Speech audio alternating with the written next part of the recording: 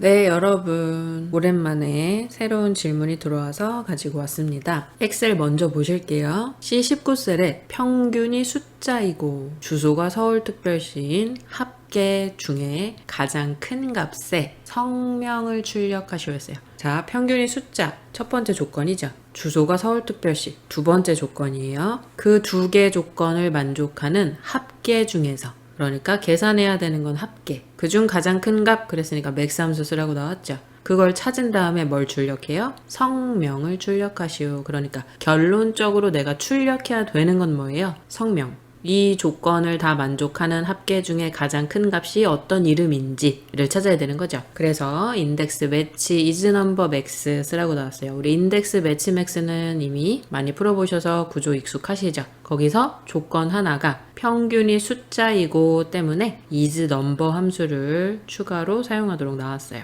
그러니까 평균이 숫자이고 첫 번째 조건은 is number, 주소가 서울특별시, 이거는 텍스트 그냥 같은지 비교만 해주면 되는데 그 두 조건 만족하는 합계 점수들 중에 가장 큰 값, 그래서 max 써야 되고요. 성명 출력 그랬으니까 인덱스의 첫 번째 가져와야 되는 값의 범위는 비열, 성명을 잡아줬죠. 그래서 인덱스 구조는 출력해야 되는 값 범위, 쉼표 행번호, 쉼표 열번호. 열번호는 성명 하나만 잡을 거니까 1.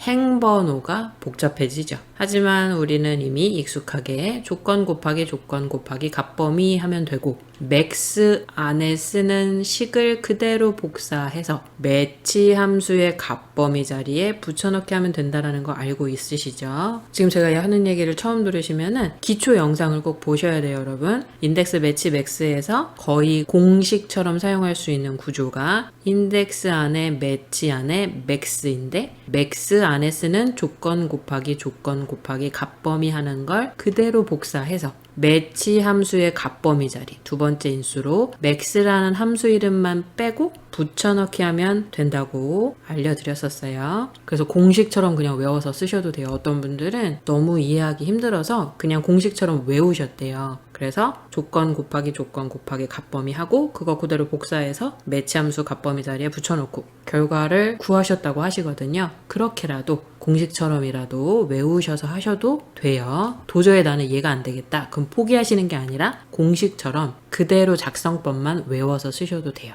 얘는 구조가 안 바뀌기 때문에 버리시면 아까워요, 여러분. 자, 그럼 이제 조건 하나씩 한번 작성해 볼게요. 인덱스의 구조는 가져와야 되는 값의 범위, 행번호, 열번호로 작성하실 수 있고요. 매치는 찾을 값, 그 찾을 값을 어디서 찾을 건지 값범위, 세 번째 똑같은 거 찾을 건지 비슷한 거 찾을 건지, 비슷한 건데 숫자가 내림차순으로 정렬되어 있어서 큰 숫자 순서대로 정렬되어 있을 때 찾을 건지에 따라 달라지죠. 맥스는 배열 수식에서 조건 곱하기 값범위 사용하실 수 있죠. 이게 배열 수식의 정해진 구조. 그래서 우리가 어떻게 써요? 인덱스 안에 행 번호 자리에 매치를 쓰고 열 번호 자리에는 1이라고 쓰죠. 하나의 열을 선택하는 작성법을 거의 고정적으로 쓰기 때문에. 그럼 이제 매치 안에 찾을 값 값범위 방식 중에 찾을 값이 뭐예요? 제일 큰 값 그랬죠. 그러니까 맥스를 매치의 찾을 값 자리에 쓰는 거였고, 자, 여기서 최대값을 어디서 찾을 거예요? 전체 합계? 아니죠.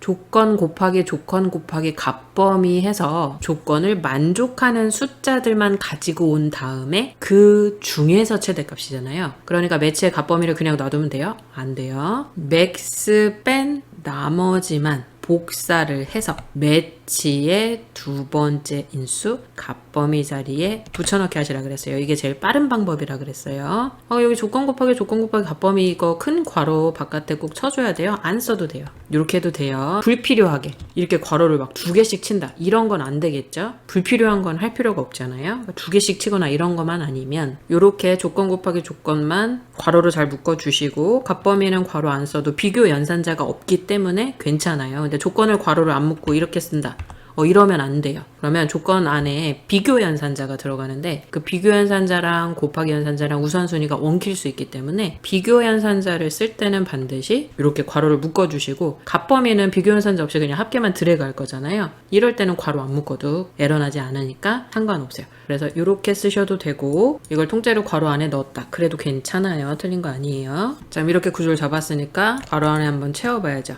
가져와야 되는 값범위는 어디예요? 성명 전체. 그 다음에 이제 매치해서 찾을 값. 근데 찾을 값은 맥스, 최대값을 찾는 건데 어떤 거에? 합계에. 근데 그냥 합계 전체? 아니죠. 조건이 있어요. 첫 번째 조건은 평균이 숫자인 거. 두 번째 조건은 주소가 서울특별시인 거. 조건에 만족하는 합계를 가지고 와서 최대값, 맥스를 찾아라. 어디에서? 이 조건들이 만족하는 범위 안에서.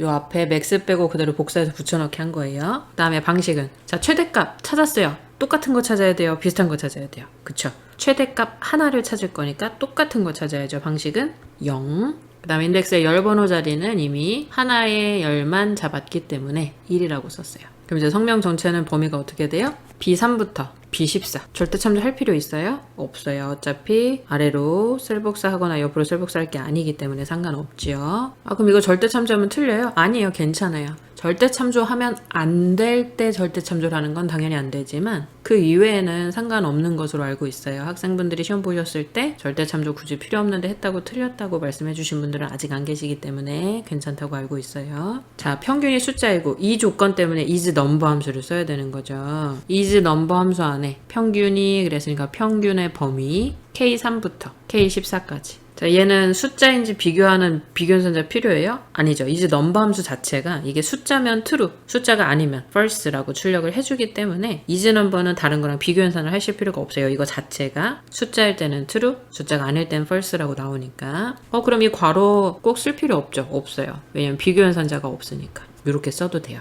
얘는 비교연산자 는 숫자 이렇게 해줄 게 아니잖아요. 그러니까 이제 넘버 함수의 괄호만 써도 돼요. 그 다음에 주소가 서울특별시에 그러면 주소는 어디예요? D열, D4부터 D14까지가 같은 집어랑 서울특별시랑 요거는 이제 이 비교연산자가 있기 때문에 반드시 괄호로 묶어줘야 돼요. 자, 곱하기 합계 범위는 J4부터 J14까지. 여기서 이제 는 이런 비교연산자 있으면 얘도 괄호로 묶어야 되지만 없어요. 이건 값범위 자리에 숫자 범위 전체 드래그한 거니까. 그러면 요거를 그대로 복사해서 매치의 두 번째 자리에 붙여넣기. 이러면 끝나죠. max라는 함수 이름만 뗀 전체 복사해서 매치의 두 번째 자리에 붙여넣기 하시면 돼요. 공식처럼 외우셔도 되고 이해를 하시면 더 좋고요. 자, 이렇게 하면 자, 그 전에 잠깐 여기 오탄한 거 있죠? B3, K3 해놓고 여기다가 제가 D4라고 잘못 썼어요. D3부터 주소니까 4가 아니라 3. 요 값범위도 J4가 아니라 3. 이미 알고 계신 분들은 네 여러분들이 맞아요. 4가 아니라 3행. 이건 제가 이제 메모장에다 보여드리다 보니까 그런 거고 엑셀에서 식 작성하실 때는 어차피 드래그 할 거니까 걱정 안 하셔도 돼요. 자, 그럼 작성해 볼까요? 자, 여기 왼쪽에 제가 정답을 미리 적어 놨어요. 얘랑 똑같이 결과가 나오는지 한번 작성을 해 볼게요. 는 인덱스 출력해야 되는 범위 어디? 성명 전체 쉼표. 자, 두 번째 행번호를 찾아야 되는데 그 행번호는 평균이 숫자이고 주소가 서울특별시 중 가장 큰 합계에 일치하는 그래서 매치의 찾을 값이 max. 첫 번째 조건은 숫자인지 비교해야 되니까 is number. 어디가 평균 전체 괄호 닫았어요. 이게 첫 번째 조건이었죠? 곱하기. 두 번째는 서울특별시랑 같은지 비교연산자를 써야 되니까 조건 괄호 열었고요. 주소 전체 같다. 큰 따옴표 서울특별시 큰 따옴표. 괄호 닫아서 이번에는 비교연산자가 있기 때문에 조건을 괄호로 묶었고요. 곱하기 마지막 합계 중 가장 큰 값범위는 합계 전체. 자, 요러면 맥스 안에 조건 2개 합계 범위 들어갔죠. 자, 괄호 닫으면 맥스 함수 끝났고요. 쉼표. 최대값 찾을 건데 어떤 범위 안에서? 조건 2개 만족하는 합계 범위 안에서. 그러면 맥스 뺀 나머지만 복사해서 매치의 두 번째 자리에 붙여넣기. 쉼표. 자, 정확히 일치하는 거 찾을 거죠? 아래 화살표 탭 하셔도 되고 숫자 0 쓰셔도 돼요. 괄호 닫으면 매치 함수 끝났죠? 쉼표. 열 번호는 어차피 하나의 열만 잡았고 첫 번째 성명이 있기 때문에 1. 괄호 닫고. 자, 그 다음에 배열 수식 그랬으니까 컨트롤 쉬프트 엔터 나왔어요.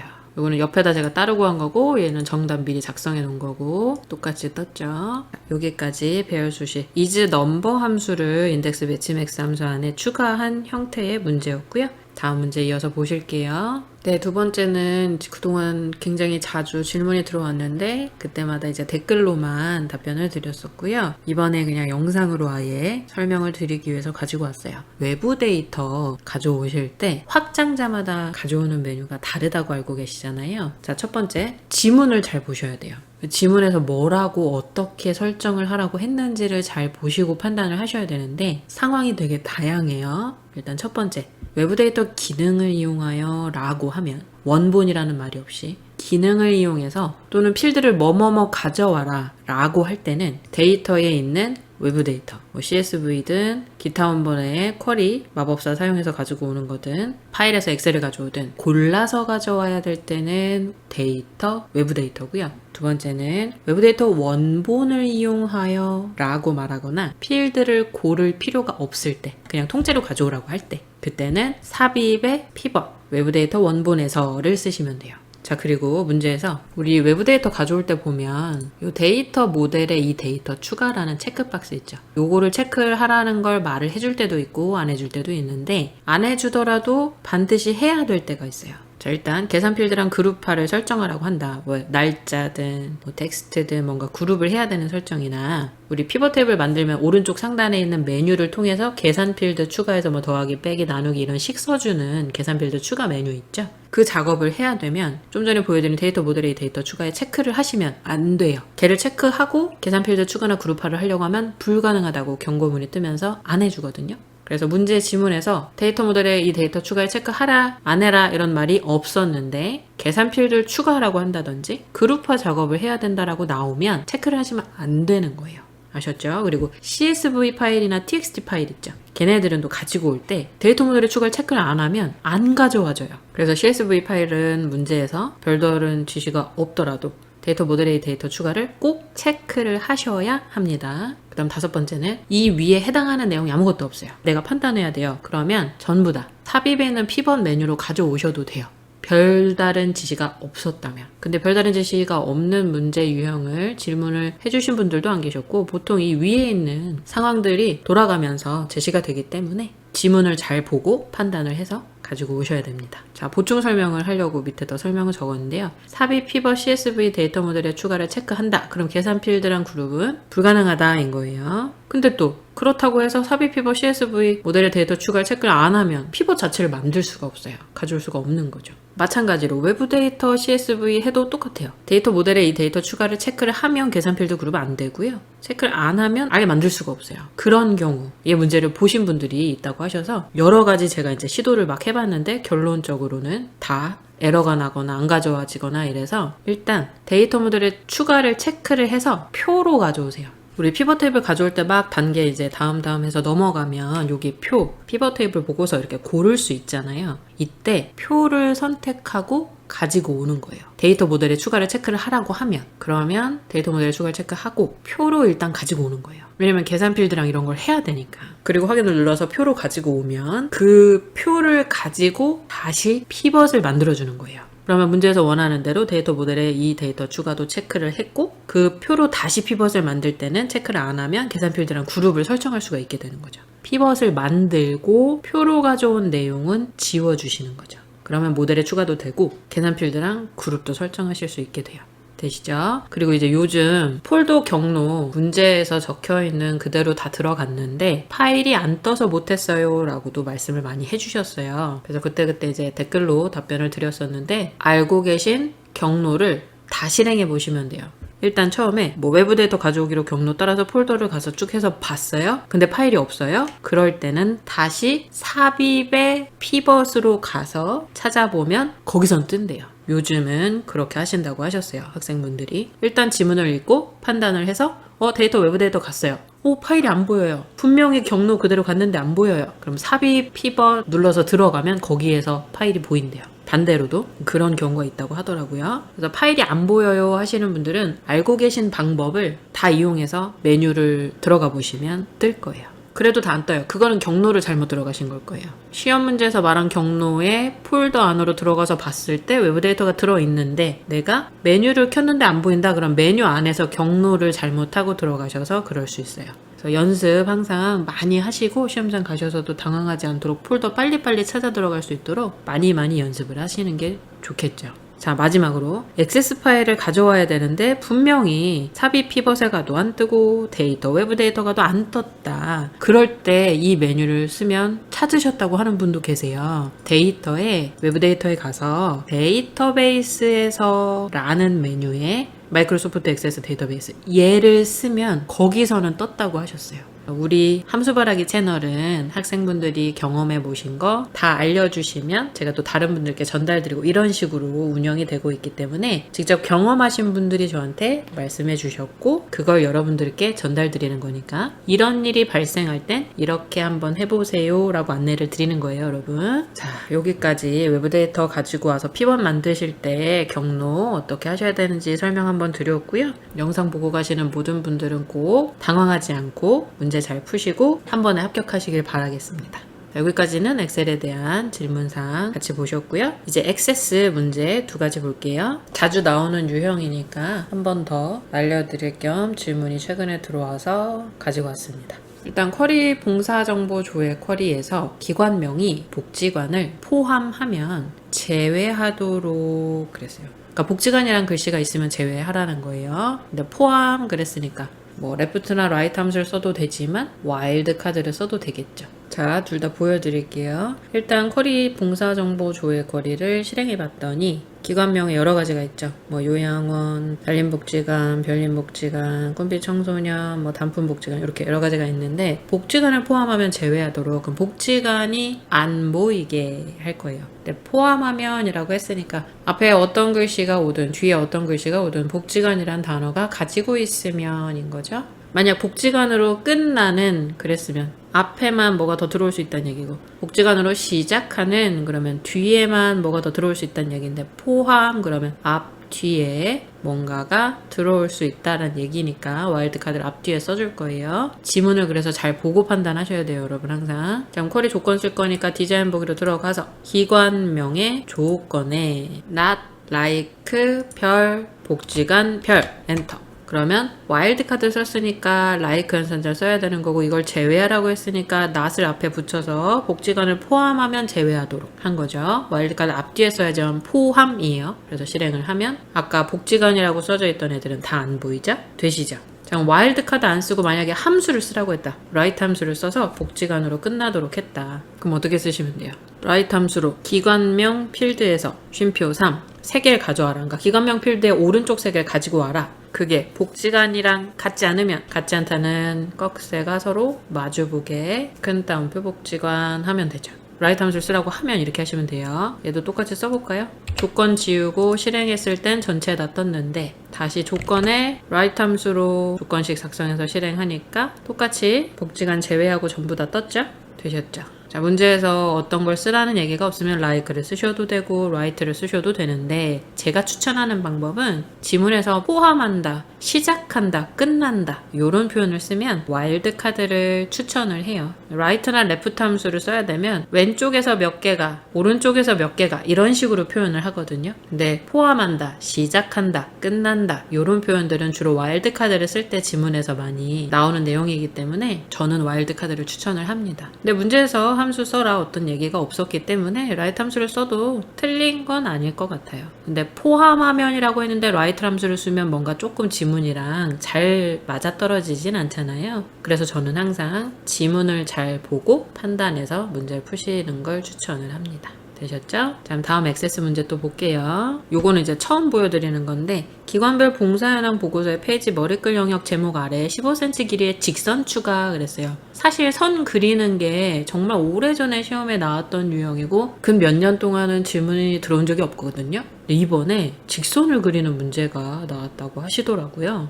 되게 오랜만에 보는 문제였어요. 물론 아시는 분들도 많이 계시겠지만 도형을 그려본 적이 없어서 모르실 수 있으니까 보여드리려고 가지고 왔고요. 보고서 디자인 보기로 열면 영역이 항상 뜨고 보고서 디자인 메뉴에 보시면 추가할 수 있는 컨트롤이 쭉 있어요.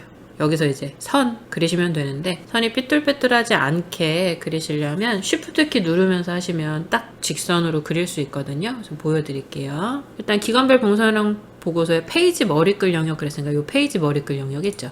여기 제목 있는 이 위치에다가 하실 거고 제목 아래에 그랬으니까 제목 아래쪽으로 그릴 수 있도록 할 거예요. 그럼 영역을 이렇게 넓히면 되나요? 저는 넓히지 않는 걸 추천해요. 문제에서 영역을 넓게라 이런 지시가 없는데 맘대로 넓히시면 페이지 수가 막 늘어나고 잘못된 결과로 채점될 수 있거든요. 그래서 문제에서 지시하지 않은 건 최대한 안 하시기를 추천을 해요. 자, 선을 그려볼게요. 일단 컨트롤 선택을 하시고요. 그냥 그려볼게요. 이렇게 쭉 그냥 그리면 이렇게 삐뚤빼뚤하게 대각선처럼 보이고 뭐 잘못 그려질 수 있어요. 그래서 제가 추천하는 방법은 선을 선택을 하시고 여기 클릭하기 전에 일단 키보드의 Shift 키를 꾹 누르세요. 키보드의 Shift 키를 누른 상태로 클릭해서 선을 쭉 그리면 내가 아무리 마우스를 막 위아래로 해더라도 마우스를 뗐을 때 딱 직선으로 그려져요. 되시죠? 그리고 센티미터는 이제 입력이 될 텐데 형식에서 너비 보시면 뜰 거예요, 숫자.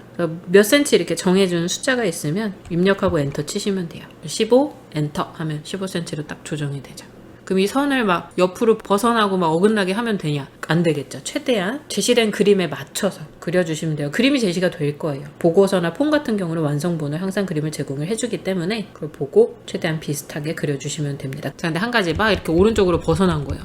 그래서 이 영역이 넓어져 버렸어요. 이러면 감점일 수 있어요. 왜냐면 그러면 장수가 늘어나서 원본이 손상됐다 이럴 수 있거든요. 그래서 항상 조심히 이 영역은 넓히지 않도록 이렇게 컨트롤 Z를 누르면 다시 원래 상태로 돌아가줘요. 대신 막 꾹 누르시지 마시고 천천히 톡톡톡톡 최대한 내가 원하는 작업 이전으로까지만 돌아갈 수 있도록 항상 실행 취소하시는 컨트롤 Z는 톡톡톡톡 그냥 꾹 누르지 마시고요. 자, 이렇게만 하시면 보고서 더블 클릭했을 때 이렇게 선이 그려지는 거 확인하실 수 있고 최대한 위치는 제공하는 그림에 맞춰서 비슷하게 옮겨주시면 돼요. 그리고 만약에 이제 추가로 선의 색깔, 굵기 이런 거 변경하라고 했다 그러면 선 선택하신 채로 상단에 있는 서식 메뉴 가셔서 도형 윤곽선 가시면 여기서 조정하실 수 있어요. 손 두께도 고르실 수 있고 선의 종류도 고르실 수 있고 색깔도 고르실 수 있어요. 선 두께를 3pt로 해라. 그럼 3pt 마우스 올려놓으시면 이렇게 3pt인지 숫자 뜨니까 찾아서 클릭 이렇게 하면 변경이 되죠. 되셨죠? 여기까지 문제 전부 다 질문 들어온 내용들 같이 풀어보셨고요. 또 궁금하신 점 있으시면 이메일이나 댓글로 질문 주시면 기존에 없던 내용들은 새로 영상 찍어서 올려드리도록 하겠습니다. 오늘도 공부하시느라 수고 많으셨습니다. 우린 다음 영상에서 또 만나요. 오늘도 공부하느라 수고하셨어요.